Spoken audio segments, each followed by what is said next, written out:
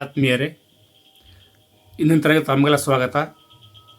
ನಿಮ್ಮೊಂದಿಗೆ ಹಂಚಿಕೊಳ್ಳಲು ತಂದಿರುವಂಥ ವಿಷಯ ವಸ್ತು ಪ್ರಚಲಿತ ಘಟನೆಗಳು. ಜುಲೈ 28, 2026. ವಿಶ್ವ ಪರಂಪರೆಯ ಪಟ್ಟಿಯಲ್ಲಿ ಸಾರನಾಥ್ ಸೇರಿರುವುದು ಭಾರತೀಯರಾದ ನಮಗೆಲ್ಲ ಸಂತಸದ ವಿಷಯ. ಈಗ ನೋಡ್ಕೊಂಡು ಬರುವ ಸಾರನಾಥ್ ಏನಿದು ಅಂತೇಳಿ. ಈ ಸಾರನಾಥ್ ಇರುವುದು ಉತ್ತರ ಪ್ರದೇಶದ ವಾರಣಾಸಿ ನಗರದಲ್ಲಿ. ಧಾರ್ಮಿಕ ಮಹತ್ವ ಇದು ಪ್ರಮುಖ ಬೌದ್ಧ ಯಾತ್ರಾ ಸ್ಥಳಗಳಲ್ಲಿ ಒಂದಾಗಿದೆ. ಪ್ರಾಚೀನ ಹೆಸರುಗಳು ಸಾರನಾಥ್ ಅನ್ನು ಪ್ರಾಚೀನ ಬೌದ್ಧ ಗ್ರಂಥಗಳಲ್ಲಿ ಕುಶಿ ಪಟ್ಟಣ ಅಥವಾ ಇಸಿ ಪಟ್ಟಣ ಅಥವಾ ಮೃಗದಾವ ಎಂಬ ಹೆಸರುಗಳಿಂದ ಉಲ್ಲೇಖಿಸಲಾಗಿದೆ.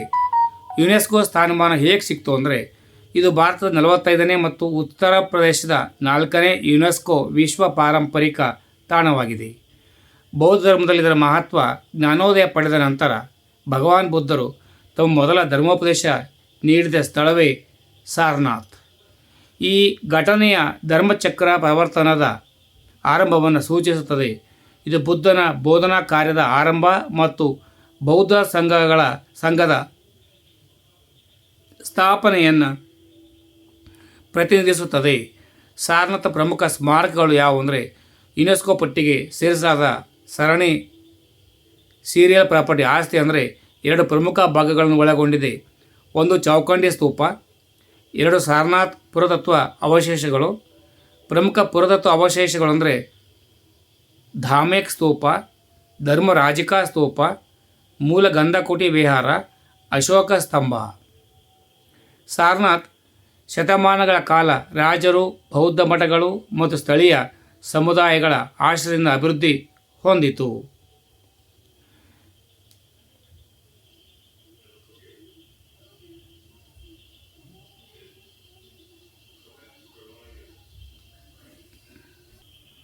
ಈ ತಾಣದಲ್ಲಿ ಪೂರ್ವ ಮೌರ್ಯ ಕಾಲದಿಂದ ಅಂದರೆ ಕ್ರಿಸ್ತಪೂರ್ವ 5ನೇ ಅಥವಾ 4ನೇ ಶತಮಾನ, ಸಾರನಾಥನ 12ನೇ ಶತಮಾನದ ನಾಶದವರೆಗೆ ನಿರ್ಮಿಸಲಾದ ಪ್ರಾಚೀನ ಸ್ಮಾರಕಗಳು ಇಲ್ಲಿವೆ. ಇದು ಸುಮಾರು 16 ಶತಮಾನಗಳ ನಿರಂತರ ಐತಿಹಾಸಿಕ ಮತ್ತು ಸಾಂಸ್ಕೃತಿಕ ಬೆಳವಣಿಗೆಯನ್ನು ಪ್ರತಿನಿಧಿಸುತ್ತದೆ. ಇದರ ಪುರಾತತ್ವ ಮಹತ್ವ ಏನಪ್ಪ ಅಂದರೆ, ಸಾರನಾಥ್ ಭಾರತೀಯ ಪುರಾತತ್ವ ಸಮೀಕ್ಷೆ ASI ಇಂದ ಅತಿ ಹೆಚ್ಚು ಉತ್ಖನನಗೊಂಡ ಪುರಾತತ್ವ ತಾಣಗಳಲ್ಲಿ ಒಂದಾಗಿದೆ. ಉತ್ಖನನಗಳಿಂದ ಕ್ರಿಸ್ತಪೂರ್ವ 5ನೇ ಅಥವಾ 4ನೇ ಶತಮಾನದಿಂದ ಕ್ರಿಸ್ತಶಕ 12 ಶತಮಾನದವರೆಗೆ ವ್ಯಾಪಿಸಿರುವ ಪದರೀಕೃತ ವಸತಿ ಪ್ರದೇಶ ಸ್ಟ್ರಫೈಡ್ ಸೆಟಲ್ಮೆಂಟ್ ಪತ್ತೆಯಾಗಿದೆ. ಇನ್ನೊಂದು ಪ್ರಮುಖ ವಿಷಯ ಅಂದರೆ, ಇದೇ ಜುಲೈ 28 ನಲ್ಲಿ ಪ್ರಕಟವಾಗಿರುವಂಥ ಒಂದು ವಿಷಯ, ಅಂತಾರಾಷ್ಟ್ರೀಯ ಇತ್ತೀಚಿನ ಸೇನಾ ಕಾರ್ಯಾಚರಣೆಗಳಲ್ಲಿ ಇರಾನ್ ಖೇಬರ್ ಶೇಖನ್ ಕ್ಷಿಪಣಿಯ ಬಳಿಕ ಸಂದರ್ಭ. ಇರಾನ್ ಇತ್ತೀಚೆಗೆ ಸಂಕೀರ್ಣ ಸೇನಾ ಕಾರ್ಯಾಚರಣೆಗಳಲ್ಲಿ ಖೇಬರ್ ಶೇಖನ್ ಬ್ಯಾಲಿಸ್ಟಿಕ್ ಕ್ಷಿಪಣಿಯನ್ನು ಬಳಸಿದ್ದು ತನ್ನ ಸ್ವದೇಶಿ ಕ್ಷಿಪಣಿ ಸಾಮರ್ಥ್ಯವನ್ನು ಪ್ರದರ್ಶಿಸಿದೆ. ಅಲ್ಲದೆ ಇದು ಅತ್ಯಾಧುನಿಕ ವಾಯುರಕ್ಷಣಾ ವ್ಯವಸ್ಥೆಗಳಿಗೂ ಸವಾಲು ಒಡ್ಡುವ ಸಾಮರ್ಥ್ಯ ಹೊಂದಿದೆ. ಖೇಬರ್ ಶೇಖನ್ ಕ್ಷಿಪಣಿಯ ಬಗ್ಗೆ ಹೇಳೋದಾದರೆ, ಖೇಬರ್ ಶೇಖನ್ ಇರಾನ್ ಅಭಿವೃದ್ಧಿಪಡಿಸಿದ ದೂರಗಾಮಿ ಘನ ಇಂಧನ ಆಧಾರಿತ ಬ್ಯಾಲಿಸ್ಟಿಕ್ ಕ್ಷಿಪಣಿಯಾಗಿದೆ.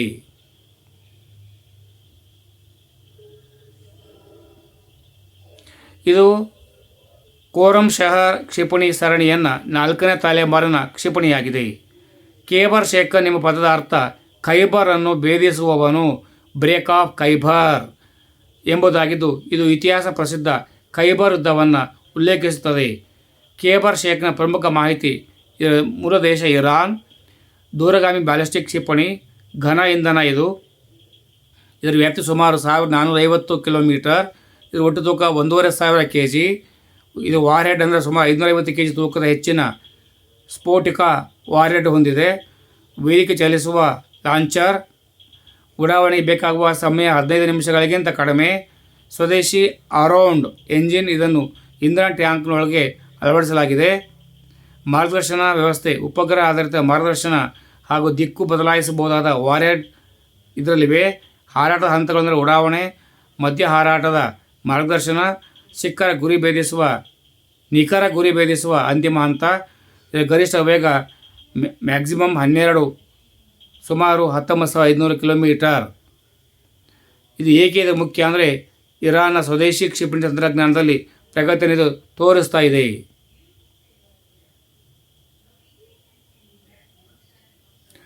ಘನ ಇಂಧನ ಬಳಕೆಯಿಂದ ಕ್ಷಿಪಣಿಯನ್ನು ವೇಗವಾಗಿ ಉಡಾಯಿಸಬಹುದು ಹಾಗೂ ದೀರ್ಘಕಾಲ ಸಂಗ್ರಹಿಸಿಡಬಹುದು. ಮೊಬೈಲ್ ಲಾಂಚರ್ ಬಳಕೆಯಿಂದ ಕ್ಷಿಪಣಿ ಉಡಾವಣಾ ವ್ಯವಸ್ಥೆಯನ್ನು ಪತ್ತೆ ಹಚ್ಚುವುದು ಕಷ್ಟವಾಗುತ್ತದೆ. ಅತಿ ಹೆಚ್ಚಿನ ವೇಗ, ದಿಕ್ಕು ಬದಲಾಯಿಸಬಹುದಾದ ವಾರ್ಹೆಡ್ ಹಾಗೂ ಕಡಿಮೆ ರೇಡಾರ್ ಗುರುತು ಇರುವುದರಿಂದ ಸುಧಾರಿತ ವಾಯು ರಕ್ಷಣಾ ವ್ಯವಸ್ಥೆಗಳನ್ನು ಭೇದಿಸುವ ಸಾಧ್ಯತೆ ಹೆಚ್ಚಾಗುತ್ತದೆ. ತ್ವರಿತ ಮಾಹಿತಿ: ಬ್ಯಾಲಿಸ್ಟಿಕ್ ಕ್ಷಿಪಣಿಗಳು ಆರಂಭಿಕ ಚಾಲನಾ ಹಂತದ ನಂತರ ಬ್ಯಾಲಿಸ್ಟಿಕ್ ಪಥದಲ್ಲಿ ಚಲಿಸುತ್ತವೆ. ಆದರೆ ಕ್ರೂಸ್ ಕ್ಷಿಪಣಿಗಳು ವಾಯುಗತಿಯ ಎತ್ತುವಿಕೆ ಸಹಾಯದಿಂದ ನಿರಂತರವಾಗಿ ಹಾರುತ್ತವೆ. ಘನ ಇಂಧನ ಕ್ಷಿಪಣಿಗಳು ದ್ರವ ಇಂಧನ ಕಡಿಮೆ ಸಮಯದಲ್ಲಿ ಉಡಾವಣೆಗೆ ಸಿದ್ಧವಾಗಿರುತ್ತವೆ. ಖೋರಮ್ ಶಹರ್ ಇರಾನ್ನ ಸ್ವದೇಶಿ ಬ್ಯಾಲಿಸ್ಟಿಕ್ ಸರಣಿಗಳಲ್ಲಿ ಒಂದು. ಖೇಬರ್ ಶೇಖನ್ ಅನ್ನು ಮಧ್ಯಮದಿಂದ ದೂರಗಾಮಿ ಕಾರ್ಯಕ್ರಮದ ದಾಳಿಗಳಿಗೆ ಅಭಿವೃದ್ಧಿಪಡಿಸಲಾಗಿದೆ. ಪ್ರಚಲಿತ ಘಟನೆಗಳಲ್ಲಿ ಸಾರ್ನಾಥ್ ಮತ್ತು ಖೈಬರ್ ಶೇಖನ್ ಕ್ಷಿಪಣಿಯ ಬಗ್ಗೆ ಮಾಹಿತಿ ನೀಡಿದ್ದೇನೆ. ಯಾವುದಾದ್ರು ಸ್ಪರ್ಧಾ ಪರೀಕ್ಷೆಗಳಲ್ಲಿ ಬಂದರೆ ನೆನಪಿಟ್ಕೊಳ್ಳಿ, ಚೆನ್ನಾಗಿ ಬರೀರಿ, ಉತ್ತಮ ಅಂಕಗಳನ್ನು ಪಡೀರಿ, ಯಶಸ್ಸನ್ನು ಹೊಂದಿ. ಜೈ ಹಿಂದ್, ಜೈ ಭಾರತ್, ಜೈ ಕರ್ನಾಟಕ, ಜೈ ಭುವನೇಶ್ವರಿ. ಸರ್ವರಿಗೂ ಶುಭವಾಗಲಿ. ಸರ್ವೇ ಜನೋ ಸುಖಿನೋ ಭವಂತು.